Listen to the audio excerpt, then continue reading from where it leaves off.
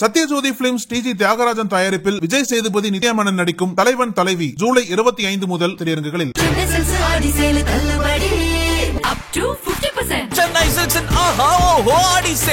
GT Holidays, South India's #1 travel brand. You know you are special when you're with GT Holidays. நாலு பேரும் பிள்ளைய அடி தண்டமா அடிச்சு எம்பளை வரி வரியா அடிச்சு என் பிள்ளை பார்க்க முடியாம ஆகிட்டாங்க ஐயா. நினைக்க நானே கூட போயிருக்கலாம் சார். என்னை ஆட்டோ வச்சுக்கிட்டான்.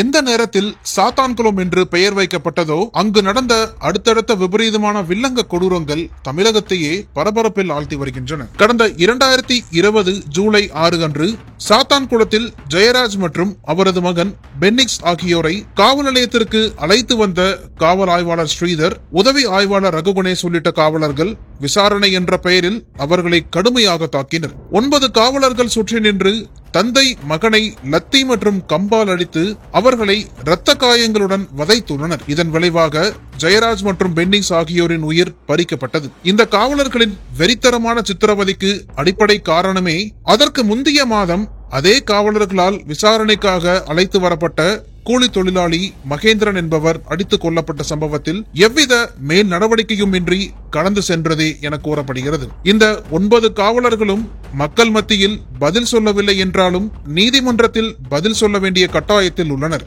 காவலர் உடையில் இவர்கள் செய்த அட்டூழியங்களுக்கு மன்னிப்புக்கு வாய்ப்பில்லை என தெரிகிறது. 2020 ஆண்டு ஜூன் மாதம் சாத்தான்குளம் காவல் எல்லைக்குட்பட்ட பேய்குளத்தில் உள்ள ஸ்ரீ வெங்கடேஸ்வரபுரம் ஊராட்சி மன்ற உறுப்பினர் ஜெயக்குமார் கொலை செய்யப்பட்டார். இந்த கொலை தொடர்பாக பேய்குளத்தைச் சேர்ந்த துரை என்பவரை விசாரிக்க சாத்தான்குளம் காவல் உதவி ஆய்வாளர் ரகுகணேஷ் உள்ளிட்ட காவலர்கள் மற்றும் ஃப்ரெண்ட்ஸ் ஆஃப் போலீஸ் அமைப்பைச் சேர்ந்தவர்கள் என மொத்தம் 6 பேர் நள்ளிரவு 1 மணி அளவில் பேய்குளத்தில் உள்ள துரையின் அம்மா வடிவு வீட்டிற்கு சென்றனர். அப்போது துரை அங்கு இல்லாததால் வடிவு அம்மாவின் தங்கை பாப்பான்குளத்தைச் சேர்ந்த சந்திரா என்பவரது வீட்டிற்கு சென்றனர். அங்கு தூங்கிக் கொண்டிருந்த அவரது தம்பி மகேந்திரனை முதுகில் பூட்ஸ் காலால் மிதித்து அடித்து இழுத்துச் சென்றதோடு துரையின் மாமனார் வீடான 4 நேரிக்கு சென்று இரவில் கதவை உடைத்து தங்கவேல் என்பவரையும் விசாரணைக்காக சாத்தான்குளம் காவல் நிலையத்திற்கு இழுத்துச் சென்றனர். காவல் நிலையத்தில்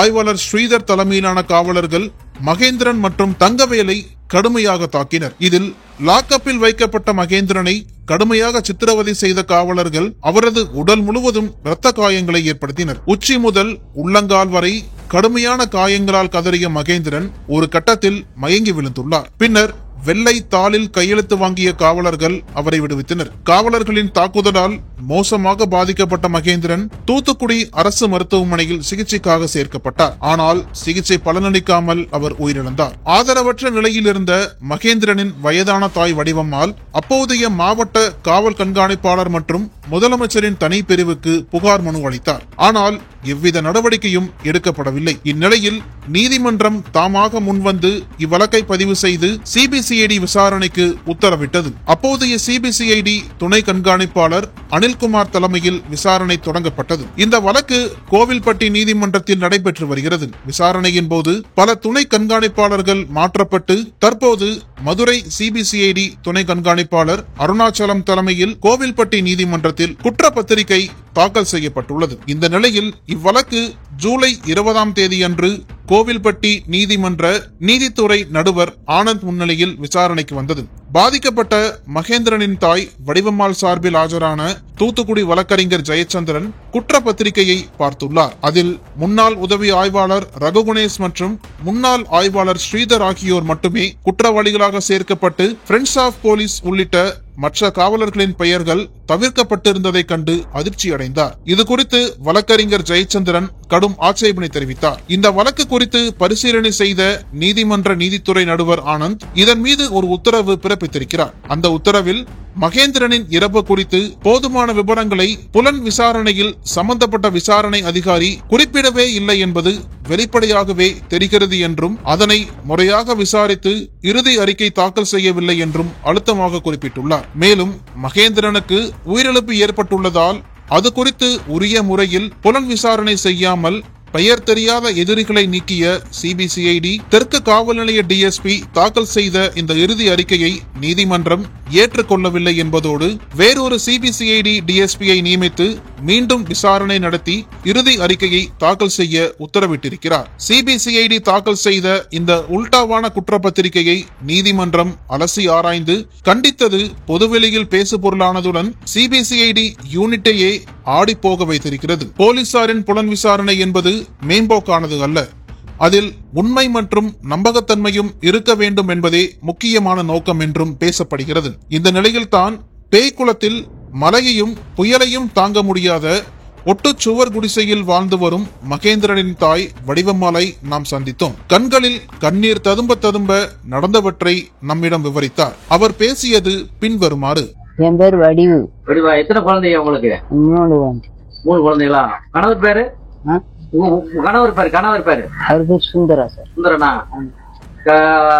அவர் இப்ப இருக்காரா? இல்ல.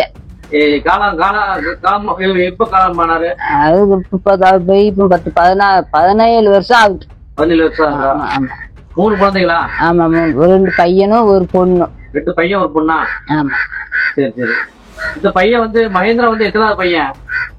2வது பையன். 3வது பையன். 3வது பையனா? என்ன நடந்தது? நடந்ததுன்னு ஒரு பிரச்சனையும் இல்லையா. ஒரு பிரச்சனை என் பிள்ளை ஒரு பிரச்சனைக்கு போகவும் செய்யாது, ஒண்ணும் செய்யாது. அங்க ஊர்காட்டுல ஒரு பிரச்சனை எல்லா பிள்ளைகளுமே புடிச்சிட்டு போயிட்டாங்க.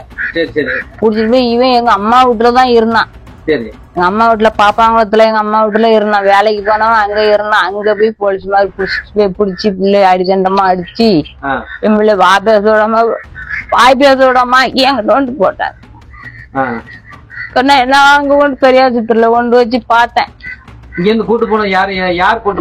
நான் தான் கூட்டிட்டு போனேன். இல்ல போலீஸ் இருந்து எந்த போலீஸ் கூட்டு போச்சு உங்களை? இந்த ரகு கணேசன். சரி. மாதிரி 2 அவங்க பேர் தெரியல. சரி. அவங்க 4 பேரும் பிள்ளைய அடிதண்டமா அடிச்சு இங்க இருந்து போங்க. எங்க வச்சு அடிச்சு? எங்க அம்மா வீட்டுல வச்சு அடிச்சு. எங்க அம்மா என் பிள்ளை அடியாதீங்க ஐயா, என் பிள்ளை ஒரு தப்பும் பண்ணல ஐயா, என் பிள்ளை அடிக்கல ஐயா அப்படின்னு கிளவி உன் பேரன் செத்தாமனு வச்சுக்கோ அப்படின்னு சொல்லியே என் பிள்ளைய அங்க வச்சு அடிச்சு கொண்டு போய் அங்க கொண்டு சேர்த்து அங்க இருந்து ராத்திரியோட நான் கூட்டிட்டு வந்து மாதிரி இது என் பிள்ளை ஒண்ணுலாம் ஆக்கி என் பிள்ளை வரியா அடிச்சு என் பிள்ளை பார்க்க முடியாம ஆக்கிட்டாங்க ஐயா. பார்க்க முடியாம ஆக்கி வாய் பேச விடாம தண்ணி குடிக்க விடாம ஒரு காலு கையெல்லாம் இழுத்து வச்சு என் பிள்ளை நொண்டியா இருந்தாலும் கூட இன்னைக்கு நான் கஞ்சி எங்கடி பிச்சை எடுத்தாலும் என் பிள்ளைக்கு நான் கஞ்சி ஊத்துவேன். இப்ப நான் அனாதையா இருந்த மாதிரி நான் இருக்கேன் ஐயா. அனாதிதான். ஆமா, அனாதி வந்து யாரும் எனக்கு எடுத்து முடிப்பாருங்கிறது யாரும் கிடையாது. என் மேல ஒத்தையில இருக்க யாரு நம்மள எடுத்து பார்க்க முடியா. எடுத்து பிள்ளைய ஒரு கஷ்டப்பட்டவனுக்கு கட்டி கொடுத்துருக்கேன். அவன் வீட்டுல போய் நம்ம இருக்க முடியுமா ஐயா? நீங்க சொல்லுங்க பாப்போம். இவருக்கு கல்யாணம் ஆயிடுச்சா? அவருக்கு கல்யாணம் ஆகல. அவனுக்கு கல்யாணம் ஆகல. அவன் ஊரு எந்த ஊர்ல யாருக்கு? உங்க அம்மா ஊரு எந்த ஊர்ல இருந்தாங்க? பாப்பாங்குளத்து. அங்கவே அவங்க எடுத்தாங்களா? அங்க போய்தான் இருந்து அங்க இருந்துதான் புடிச்சிட்டு போயிட்டேன். அங்க இருந்து அடிச்சு புடிச்சிட்டு போய் அந்த ஏக்கத்துல எங்க அம்மா மண்டே போட்டா நம்ம பிள்ளை நம்ம வீட்டுல இருந்து புடிச்சிட்டு போயிட்டாங்களே அப்படின்னு சொல்லி அந்த ஏக்கத்துல மறுபடியும் எங்க அம்மா மண்டே போட்டாச்சு. அடிக்கும் போது நீங்க கண்ணால பாத்தீங்களா? நீங்க போனீங்களா? நீங்க கேள்விப்பட்டு? எங்க அம்மா என் பிள்ளைய அடிதண்டமா அடிச்சு நான் பிள்ளைய பார்த்தோம்னா நான் மாறி வந்து பிள்ளைய பார்த்தோம் வரியா தொடையெல்லாம் கையெல்லாம் அடி எங்கெல்லாம் இருந்தது அடிச்சிருக்காங்க. அடிச்சாங்க அப்ப கூட்டிட்டு போய் நம்ம மாப்பிள்ளை கேட்பாங்கம்மா. அடி விழுந்தது. அடி சைடு பூரா இந்த சைடு பூரா இந்த கை இந்த காலு பூரா அடிதான். வரிவரியா என்ன தூச்சி அடிச்சாங்களோ வரிவரியா என் பிள்ளைல கண்ணுல பார்க்க முடியாம என் பிள்ளைய. இப்ப பாத்தீங்க பையனா? அந்த எத்தனை நாள் கழிச்சு உங்கள்ட்ட அடிச்சு இவங்க போலீஸு கொண்டு போயிட்டாங்க. போலீஸு கொண்டு போய் நான் அங்க போய் ஆள் பிடிச்சு அங்க இருந்து கூட்டிட்டு வந்தேன். கூட்டிட்டு வந்து என் மைன் பையனும் கூட்டிட்டு வந்தாங்க. ராத்திரி கூட்டிட்டு அப்படி ஐயா நிற்கப்பா நான் நாளைக்கு அங்க ஆட்சி வீட்டுக்குள்ள ஐயா வர்றோம்னு நினைச்சேன். நீ அதுக்குள்ள வந்துட்டேப்பா. யாரு கூட்டணும் இப்படி சாத்தா வந்தாச்சு ஒரு அண்ணாச்சி இவனை புடிச்சாதான் உன் அண்ணன் வந்து அம்புடுவான். அவன் அண்ணன் அவன் அம்புடாம சொல்லி இவனை புடிச்சிட்டு போயிடாங்க சொல்லி அவன் அண்ணன் வந்து நாளைக்கு ஆத்திராயிருவான் இந்த பையன் எந்த தப்பும் பண்ணாத பையனை இவனை விடுங்க அப்படின்னு சொல்லி கூட்டிட்டு வந்துட்டாங்க. கூட்டிட்டு வந்துலாம் புள்ளைய பார்க்க முடியல ஐயா. என் பிள்ளைய எப்படி இருந்தா ஆளு குஞ்சு போய் வாரம் அங்க இருந்து குஞ்சு போய் வாரம் அங்க வந்து அம்மா நம்ம குளிக்கணும்னா சரியப்பா குளிப்பா அதுன்னு 2 கூட தண்ணி கோரி வச்சோம் குளிச்சோம். ஐயா எதுவும் கொஞ்சம் காப்பி விட்டேன், எனக்கு எதுவுமே சாப்பிட முடியாதம்மா, எனக்கு எதுவுமே வேண்டாம். அதெல்லாம் இருக்குது அன்னைக்கு நைட்ல போட்டு ராத்திரியே பிள்ளைக்கு காலும் கையும் இழுத்து வச்சுட்டு வாய் பேச விடாம ஆயிட்டான் என் பிள்ளை. வாய் பேச விடாம தூக்க ஒத்தையில தூக்க முடியுமா? என் பிள்ளை நான் தூக்கவும் கடத்தவும் பக்கத்து வீட்டுல இருந்து தூக்கி வண்டியில போட்டு வண்டியில வச்சு தூத்துக்குடி ஆஸ்பத்திரி கொண்டு போய் 3 நாள் வச்சிருந்தேன். ஆனா அது எனக்கு கொண்டு வச்சிருந்தேன். ஆனா அது பிள்ளைல எல்லாம் காப்பாற்ற முடியாதப்பா கொண்டுட்டு போ அப்படின்னு சொல்லி செத்தம் போற என்கிட்ட தந்துட்டாங்க. ஆமா 200 ஏழை தந்துட்டாங்க. மாதிரி பரவ வச்சு அங்கங்கும் பரவ வச்சு நம்மள என்ன போல ஏழையிலுமே பார்த்து வண்டியை தூக்கி போட்டு அந்த ராத்திரி என் பிள்ளைங்க கொண்டு வந்துட்டேன். கொண்டு வந்து அதுக்கு முறை என் பிள்ளை நாடகம் செஞ்சிருக்கேன் ஐயா. என் அவனை நினைச்சு பார்த்தா எனக்கு நெருப்பா நிக்க ஐயா என்ன செஞ்சு அப்படின்னு உழைக்கமா விட்டுட்டு இப்ப இருந்துட்டா வச்சுக்கிட்டு இருக்கேன். போங்க இந்த இலைய வெட்டுனா இதுல 10 ரூபா துட்டு கிடைக்காதா அப்படின்னு சொல்லி இதை வாங்கி வெட்டிக்கிட்டு இருக்கேன். காடு வரைக்கும் வேலைக்கு போக முடியல. இருந்தாலும் சோம்பலாம் ஆயிருது. காடு வரைக்கும் துணியில வாங்கி 2 கிலோ இலைய வாங்கி கெட்டி கொண்டு குடுத்துட்டு அதுல 100 ரூபா கிடைச்சிச்சு. நான் அது வாங்கி கஞ்சி வச்சு குடிச்சுக்கிட்டு இருக்கேன். போங்க சும்மா தரது ராத்தின அரிசி செலவுக்கு வேண்டாமா ஐயா, அதை வாங்கி சாப்பிட்டுக்கிட்டு இருக்கேன். வேற வருதா? வேற உதவித்தொகை எதுவும் வருதா உங்களுக்கு? வேற உங்களுக்கு பென்ஷன் உதவித்தொகை எதுவும் கொடுத்தாங்களா? இல்ல யாருமே 5 பைசா எனக்கு தர முடியல. நான் 5 பைசா நான் வாங்க அவன் செத்து வருஷம் நாளாகுது. யார்ட்டு 5 பைசா நான் வாங்க முடியல. யாரும் பாப்பட்டுமா வச்சுக்கோ என்கிட்ட தரவும் இல்லை. நான் வாங்கும். சரி அதுக்கடுத்து என்ன பண்ணீங்க? நீங்க இறந்ததுக்கு அப்புறம் என்ன பண்ணீங்க? அதுக்கு பிறகு நான் கேஷ் கொடுப்போம்.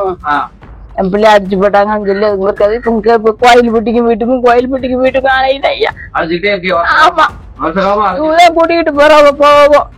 எத்தனை வருஷமா அலைஞ்சு? 4 வருஷம் ஆகுது அவன் செத்து. 4 வருஷம் ஆகுது. 2 வருஷமா தொழுந்து 2 வருஷம் அலையத்தான் செய்யுது. ஆமா 2 நாள் கூட சாத்தாங்குளத்துக்கு போயிட்டு அங்க இருந்து வந்திருக்குதான் செய்தேன். ஆமா அங்க என்ன கேட்டாங்களா? ஒரு மீட்டிங் ஏன்ட ஒண்ணு கேட்கல. மீட்டிங்குமா நீங்க வாங்க அப்படின்னு இருந்தாங்க. அந்த 2 நாள் ஒரு மீட்டிங்கு போயிட்டு அந்த மாதிரி வந்தேன். ஆமா மீட்டிங் போய் போட்டா பிடிச்சாங்க. அந்த போட்டா பிடிச்சிட்டு ஏன்டா அவங்க ஒண்ணும் கேட்கவும் இல்லை நான் சொல்லவும் இல்லை. அந்த மீட்டிங்கு போயிட்டு மீட்டிங்கு கண்டிப்பா போகணும் அப்படின்னாங்க. அந்த மீட்டிங்கு போயிட்டு 3 நாள் அந்த வீட்டுக்கு வந்தேன். போலீஸ் பாதுகாப்பு கொடுக்கணும்னு சொல்லிட்டாங்களா? கொடுத்தாங்களா? வருவாங்க. எப்போ வருவாங்க? நேத்து வந்துச்சு. இன்னைக்கு வாரம் இன்னைக்கு வரக்காங்கல. ஆமா அதாவது ஒரு வாரத்துக்கு மாத்துவாங்க. ஒவ்வொரு ஆளையா மாத்துவாங்க. அது வரும். காலையில இருந்து சாயந்தரம் வரையும் யார் கூட இருக்கணும்? இப்ப ஆள் இல்லையா? எங்க? அதான் இன்னைக்கு வரல. நேத்து வந்தது இன்னைக்கு வரல. இன்னைக்கு வாரம் அப்படின்னு வரக்காங்கல. வருவோம். வந்து காலையில வந்தோம்னா சாயங்காலம் 4-4:30 வரைக்கும் இருப்போம். மரவப்போட்டுல போவோம். ஆமா வேற நைட்ல நம்ம ஒத்தியில தானே இருக்கோம். நம்ம கூட நைட்ல யாரும் இருக்க மாட்டா. அவங்க வருவாங்க பகலைக்கு இருப்பாங்க. அவங்க நைட்ல நான் ஒத்தியில தான் இருக்கேன். ஆமா வேற அதுகளுக்கு சின்ன பிள்ளைகளுக்கு நம்ம ஒரு ஒதுங்க வைக்க நம்ம வீட்டுல இடம் வேணும் இல்ல சார் சொல்லுங்க பாப்போம். அதனால நீங்க போயிட்டு வந்துருங்க. அதெல்லாம் போயிட்டு ஏதோ வந்துரும். அவருக்கு எந்த இதுமே அவருக்கு தெரியாது. ஆமா அவருக்கு ஒரு இதுமே நடந்த பர்சன் எதுவுமே தெரியாது. அவர் அங்க இருந்து புடிச்சு அவரை கொண்டு போய் வேற அவரையும் விட்டுட்டாங்க. ஆமா விட்டாங்க. இப்ப அவரு சோமலாம இருக்காரு. ஆமா எப்போ மண்டை போடுவாருன்னே தெரியாது. அப்படி சோமலாம இருக்காரு. வேலைக்கெல்லாம் ஒண்ணும் போக முடியாது. சோமலாம இருக்க மகனுக்கு பெரிய மகனுக்கு பொண்ணு கொடுத்தவரு. அடி பற்று அடி வந்து உங்க கண் முன்னாடி அடி நீங்க அடிச்சு நீங்க கண் முன்னாடி நீங்க உங்க கண்ணால பாத்துருக்கீங்களா? எங்க அம்மா தான் பாத்துருக்கு. ஆமா அவ என் தங்கச்சி. உங்க தங்கச்சியா? ஆமா என் தங்கச்சி. அங்க வீட்டுல வச்சு? ஆமா அவ வீட்டு வாசலுக்கு பக்கத்து வீட்டுல ஒரு கல்யாண வீடு. சரி கல்யாணம் அன்னைக்கு நம்ம மோனாத்து போயிருக்கேன். நான் இங்க இருந்து பயந்து போய் தான் நம்ம ஐயா சண்டாடி நான் அங்க போச்சேன் என் பிள்ளைய. நீ அங்க வேலை பார்த்துட்டு அங்க இருப்பா. இங்க நம்ம அண்ணனை தேடி போலீஸ் வேலையுது. நீங்களுடைய அங்க ஒன்னும் சேர்த்து புடிச்சிட்டு போயிருக்கும். நான் தானே ஐயா அனுப்பிச்சு போன அன்னைக்கு நைட்டுலயே என் பிள்ளை புடிச்சு போயிட்டாங்களே. அடி வந்து உடம்புல எந்த உடம்பு இப்ப எடுக்க முடியாது. உடம்பெல்லாம் இந்த சைடு பூரா. ஆமா, இந்த சைடு, இந்த காலு, இந்த கை பின்னாடி இந்த முழு எல்லாம் சட்டைக்கு மேல அப்படி அடிச்சிட்டு போம்னா சட்டை கலத்தாம என் பிள்ளைய எப்படியே அடிச்சிருப்பாங்க சொல்லுவாங்க. சட்டை கலத்தாம அப்படி போட்டு அடிச்சு என் பிள்ளைய அப்படி அடிச்சு நினைக்க நானே கூட போயிருக்கலாம் சார். என்னை ஆட்டோ வச்சுக்கிட்டான். எத்தனை பேர் சேர்ந்து அடிச்சிருப்பாங்க நினைக்கீங்க? அப்படி அடிச்சா சட்டையா இருக்குங்களா? எத்தனை பேர் சேர்ந்து அடிச்சிருப்பாங்க? 4 பேர் அடிச்சிருக்காங்களா? அது மணிக்கட்டையில அடிச்சு ஐயா என் பிள்ளை இப்படி அடிக்கல ஐயா அப்படின்னு கிளவி பேரன் செத்தாமனு நினைச்சுக்கோ அப்படின்னு சொல்லியிருக்காரு இந்த ரவி கணேசன்.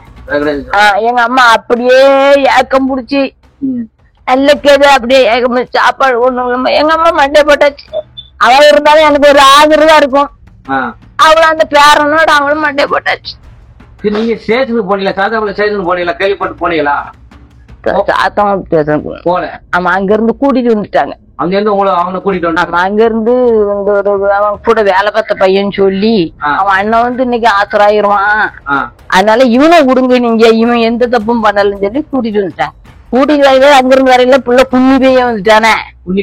மாறி போய் 10 நிமிஷம் என் பிள்ளை வேலைக்கு போச்சா, வெளியே போச்சா, எங்க ஐயா போச்சு வரணும் போலயே சோம்லாம இருக்கான்னு மாறினாங்க. நான் பெரிய ஆஸ்பத்திரிக்கு நம்ம அங்கேயாவது கூட்டிட்டு போவோம் அப்படின்னு சொல்லி அங்க இருந்து வண்டி வச்சு கூட்டிட்டு போனேன். அங்க போய் காலுக்கு இழுத்து வச்சுக்கிட்டு கொண்டுகிட்டு போனேன்.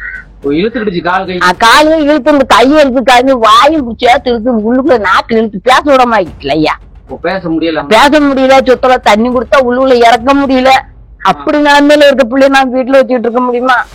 அந்த ஆளும் தூத்துக்குடி ஆஸ்பத்திரிக்காக போகணும்னு சொல்லி கூட்டிட்டு போனேன். கூட்டிட்டு 3 நாள் வச்சிருந்தேன். 3 நாள் ஆனாதியா வச்சு அந்த ஜனங்க நல்லா இருக்கு. என் பிள்ளைய வீட்டுக்கு தந்து விட்டுடுவோம். டாக்டர்கிட்ட கேட்டீங்களா என்ன எதனால பண்ண முடியல? அது பூரா அடிபட்டுக்குமா. இந்த கேனட்ஸ் எல்லாம் பார்த்தாங்க, எல்லாம் பூரா அடிபட்டு இருக்குமா. அந்த அடிபட்டதுனாலதான் நாக்கு உள்ள இழுத்து வச்சு விட்டுமா அப்படிட்டாங்க. அப்புறம் அவங்க கிட்ட என்னத்தை சார் கேட்க முடியும்? நம்ம புள்ள போச்சு. ஒண்ணுக்கு எக்கப்படாத புள்ள நம்ம புள்ள போச்சு. அது சண்டை தெரியுமா, என்ன தெரியும், யாரு தெரியும்? என்ன கேஸ்ன்னு சொல்லி இவனை கூட்டு போனாங்க சொல்லி சொன்னாங்களா? தெற்கு தெருல கோங்கமா இருக்கிற ஒரு கொலையா. சரிம்மா. அந்த கொலையோட அன்னைக்கு என் பிள்ளை வீட்டுல கூட இல்ல சிறுண்டு இந்த ஆலோசனை இவருக்கு வேலைக்கு போயிட்டான். வேலைக்கு போயிட்டு ராத்திரி 10 மணி போதும் எனக்கே இந்த கொலை நடந்த விஷயம் எனக்கு தெரியாது. விடிய வண்டி நிக்காது. இன்னைக்கு நான் காலையில தானே தண்ணி பிடிக்கிறதுக்கு எந்திக்கும் தானே எந்திரிச்சு வரேன். பக்கத்துட்டு பொம்பளை சொல்ல நான் ராத்திரி சண்டை. அப்ப எங்க சண்டை அப்படின்னு? அங்க தெக்குத்தூர்ல சண்டை போட்டு அவனை வெட்டி கொண்டு போட்டானுவோம். ஏப்பா அதை விட்டு எனக்கு தெரியாது எங்க எப்ப ராத்திரி என்ன கூட்டம் நீ காய்ச்சி அட்டி படுத்துக்கிட்ட உனக்கு தெரியாதுன்னு அந்த அத்தை போட்டு அதுக்கு. அப்போ என் மகன் பெரிய மகன் இந்த வீட்டுல தான் மருமா சொல்லுவா, ராத்திரி என்ன கூட்டம் நீங்க எந்திக்கவே எந்திய படுத்துக்கிட்டீங்களா?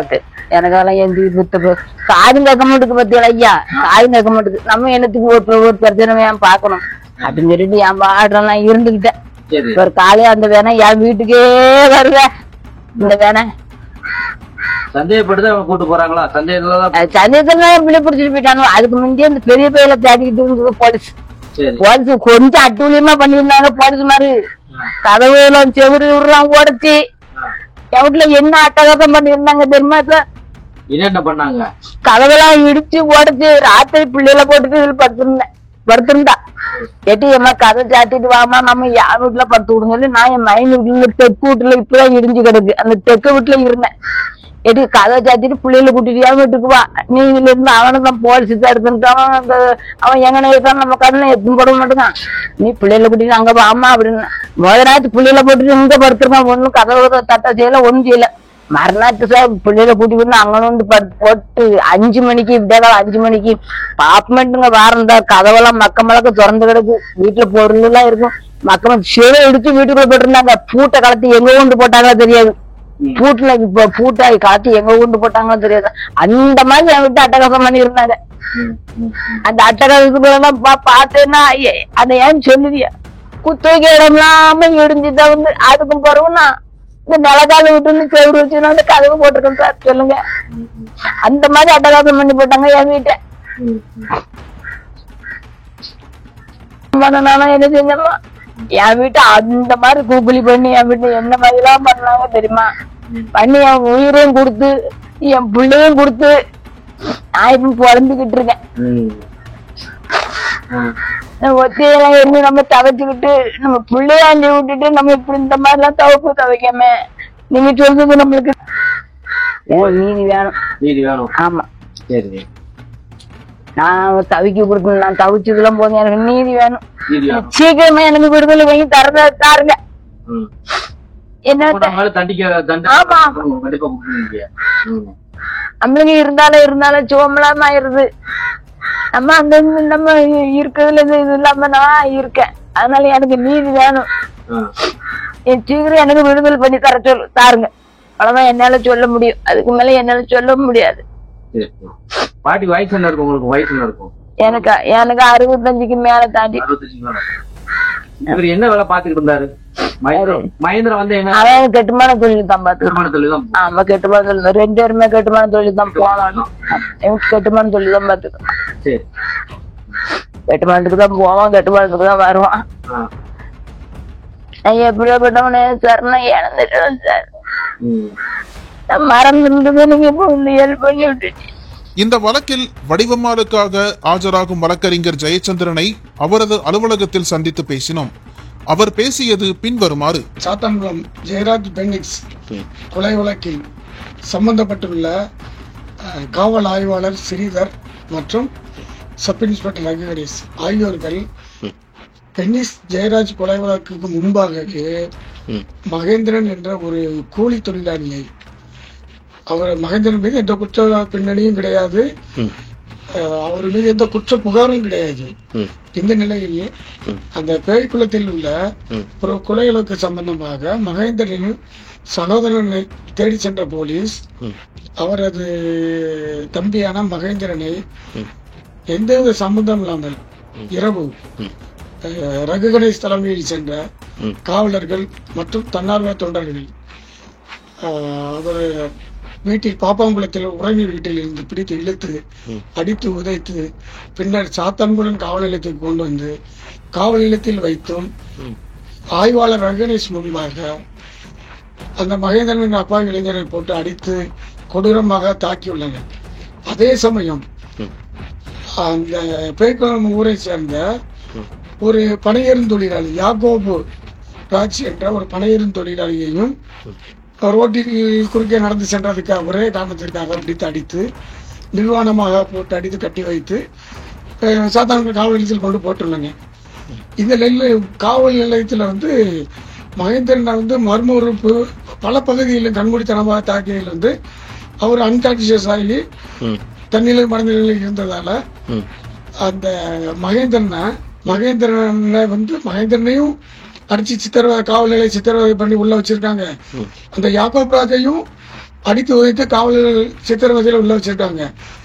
அப்படி இருக்கும்போது அந்த மகேந்திரனிடம் மகேந்திரன் உறவினர் தங்கவில்லை என்பவரிடம் இந்த யாக்கோப் ராஜ் வழிப்பறி செய்த 500 ரூபாய் கேட்டதாக அந்த யாக்கோப் ராஜ் மீது ஒரு பொய் வழக்கு போட்டு அவரை சிறையில் அடைத்து விடுகின்றனர். காவல் உதவியாளர் பாலகிருஷ்ணன் மூலமாக அவரை சிறையில் அடைத்து விடுகின்றனர். காவல் நிலையத்தில் சித்திரவதை அதிகமானதால் மகேந்திரன் மீது எந்த வழக்கும் போடாமல் மறுநாள் வெளியில் விட்டுள்ளனர். இந்த நிலையில் அந்த மகேந்திரன் உடல்நிலை மிகவும் மோசமாகி தூத்துக்குடி அரசு மருத்துவமனையில் சேர்க்கப்பட்டு பின்னர் சிகிச்சை பலனின்றி காவல் நிலைய சித்திரவதையால் தான் அவர் உயிரிழந்துள்ளார்.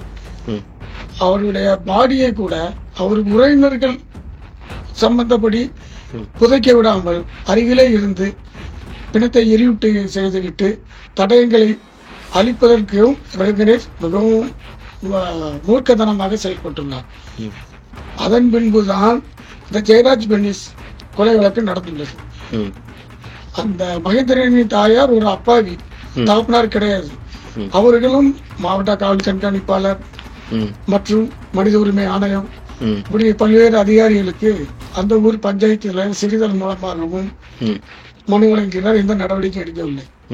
இந்த நிலையில் இப்படி ஒரு சைக்கோ மாதிரியாக தாந்தோணித்தனமாக தனது பதவி அதிகாரத்தை தவறாக பயன்படுத்தி பொதுமக்களை சித்திரவதை செய்து வந்த இந்த ரவி கணேஷ் காவல் ஆய்வாளர் ஸ்ரீதரின் தாக்குதலால் ஜெயராஜ் பெனிக்ஸ் மரணம் ஏற்பட்டுவிட்டது. அதன் பின்பு இந்த வடிவமாளுக்காக நாங்கள் மாண்புமிகு மதுரை நீதிமன்றத்தில் முறையிட்டு இந்த மகேந்திரன் கொலை வழக்கு சம்பந்தமாக சிபிசிஐடி என்கொயரி உத்தரவு பெற்றோம். அந்த உத்தரவை பிறகு சிபிசிஐடி கீழ் அனில்குமார் டிஎஸ்பி அவர்கள் நியாயமாக விசாரணை செய்தார்கள். அதற்கு பின்பு 2-3 டிஎஸ்பிகள் மாற்றப்பட்டு மதுரை டிஎஸ்பி விசாரணையில் இருந்தது. தற்போது அது அந்த வழக்கு கிரைம் நம்பர் 4/2020 குற்ற வழக்கு பதிவு செய்யப்பட்டு கோவில்பட்டி நீதிமன்றத்தில் வழக்கு நிலுவையில் இருந்தது. தற்போது சிபிசிஐடி இருந்து இவ்வழக்குக்கு குற்றப்பத்திரிகை தாக்கல் செய்துள்ளனர் நீதிமன்றத்தில். அக்குற்றப்பத்திரிகையில் அந்த வழக்கை நீர்த்து போக செய்வதற்காக அந்த வழக்கிலிருந்து வழக்கின் எதிரிகள் எளிதாக வெளியே வருவது சாதகமாகவும் குற்றப்பத்திரிகை தயார் செய்யப்பட்டது தெரிய வந்துள்ளது. இது சம்பந்தமாக வடிவமால் சார்பாக நாங்கள் அப்ஜெக்ஷன் மனு தாக்கல் செய்திருந்தோம். அதனை ஏற்றுக்கொண்ட மாண்புமிகு கோவில்பட்டி நீதிபதி அவர்கள் ஒரு அருமையான உத்தரவு பிறப்பித்துள்ளார்கள். அந்த உத்தரவுப்படி அவர்கள் சிபிசிஐடியினர் தாக்கல் செய்த அந்த குற்றப்பத்திரிகை நீதிமன்றம் ஏற்கவில்லை. புதியதாக ஒரு நியாயமான டிஎஸ்பியை வைத்து முதலிலிருந்து மீண்டும் விசாரணை செய்ய வேண்டும் என்று எஸ்பி அவர்களுக்கு மாண்புமிகு நீதிபதி அவர்கள் உத்தரவிட்டுள்ளார்கள். இனிமேலாவது இந்த வழக்கை துரிதப்படுத்தி ஒரு நியாயமான சிபிசிஐடி டிஎஸ்பியை விசாரணை செய்ய வைத்து பாதிக்கப்பட்ட அந்த அப்பாவி குடும்பத்திற்கு நியாயம் கிடைக்க செய்ய வேண்டியும் அந்த வடிவமாவுக்கு அரசு மூலமாக மகனை இழந்த அந்த தாய்க்கு ஏதாவது உதவித்தொகை கிடைக்க வழி செய்யுமாறும் கேட்டுக்கொள்கிறேன். இது வந்து எப்போ சார் உங்க இது கவனத்துக்கு வந்து இது இப்போ வருது சார்? இது வந்து அவங்க எப்படி கொண்டு வராங்க? கிட்டத்தட்ட எத்தனை வருஷமா அலைஞ்சு உங்க கவனத்துக்கு வருது சார்? ஜெயராஜ் பெனிக்ஸ் மரணத்துக்கு ஒரு மாதத்துக்கு முன்பாகவே இந்த சம்பவம் நடந்து விட்டது. அதற்கு முன்பாகவே மகேந்திரன் இறந்து விட்டார். அவங்க மகேந்திரன் இறப்பிலிருந்தே அவங்க போராட்டத்திலே தொடர்ந்து கொண்டு விட்டார்கள். அவங்க போராட்டத்திற்கு அப்போதைய அதிகாரிகள் காவல் அதிகாரிகளிடமிருந்து நியாயமான ஒரு விசாரணை மேற்கொண்டு அந்த எதிரிகள் வந்து தண்டிக்கப்படவில்லை. ஜெயராஜ் பெனிக்ஸ் மரணத்திற்கு பின்பாக அதற்கு பிறகுதான் அந்த வடிவமாலும் அந்த ஊர் பஞ்சாயத்து தலைவர் ஸ்ரீதர் மூலமாக என்னை வந்து அணுகினார்கள். அதன் பின்பு நாங்கள் தூத்துக்குடி மாவட்ட காவல் கண்காணிப்பாளரிடமும் அந்த பாதிக்கப்பட்ட யாக்கோப்பு இன்னும் அந்த ஊரில் பெருமாள் இப்படி பல தரப்பட்ட எல்லாரும் வந்தார்கள். அவர்களை வைத்து புகார் கூட செய்தோம். அதன் பிறகும் நடவடிக்கை தாமதமானதால் மாண்புமிகு மதுரை உயர்நீதிமன்றத்தை அணுகினார். ஒரு போலீஸ் ப்ரொடெக்ஷன் வந்து இருக்குன்னு சொன்னாங்க. ஆனால் இன்னைக்கு வந்து போலீஸ் ப்ரொடெக்ஷன் வந்து இல்லை. ஒரு நாள் வர்றாங்க, ஒரு நாள் விட்டு ஒரு நாள் வர்ற மாதிரி சொல்லுவாங்க. சில நேரம் வர மாட்டாங்க மாதிரி ஒரு கருத்து சொல்றாங்க. இது குறித்து வடிவமாள்கிட்ட கேட்டு தினசரி அந்த அம்மாவுக்கு போலீஸ் பாதுகாப்பு அதை கண்டினியூ ரொட்டீனா பண்றதுக்குள்ள நடவடிக்கை எடுக்கப்படும். ஏன்னா அந்த அம்மாவுக்கு வடிவமாவுக்கு வந்து இனிமேதான் மிகப்பெரிய அச்சுறுத்தல் இருக்கும். ஏன்னா இந்த வழக்கு திருப்பி ரீஇன்வெஸ்டிகேஷன் பண்ற சூழ்நிலை வர்றதுனால இனிமே அந்த அம்மாவுக்கு த்ரெட்டன் இருக்கும். அதனால போலீஸ் பாதுகாப்பு அதிகப்படுத்ததான் செய்யணும். விசாரணமா நடவடிக்கை எடுக்க. காவல் நிலைய மரணங்களுக்கு முற்றுப்புள்ளி வைக்க வேண்டிய கட்டாய தருணம் இது. நக்கீரன் டிவிக்கு சப்ஸ்கிரைப் செய்யுங்கள்.